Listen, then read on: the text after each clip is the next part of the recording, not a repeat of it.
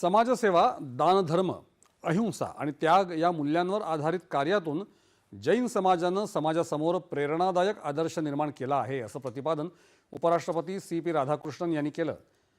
जैन दीक्षा समारंभ प्रसंगी ते आज बोलत होते. जैन समाज देशभरात विविध माध्यमांतून समाजहिताचं कार्य करत असून सेवा हीच जैन धर्माची ओळख आहे. 64 जणांनी दीक्षा स्वीकारणं ही बाब अत्यंत प्रेरणादायक असून त्यातून संयम, साधेपणा आणि आध्यात्मिकतेचा संदेश समाजाला मिळतो, असं ते म्हणाले.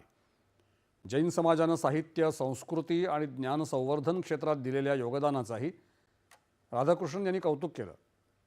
या कार्यक्रमाला राज्यपाल जिष्णू देव वर्मा, मुख्यमंत्री देवेंद्र फडणवीस, कौशल्य रोजगार उद्योजकता मंत्री मंगल प्रभात लोढा यांच्यासह अन्य मान्यवर उपस्थित होते.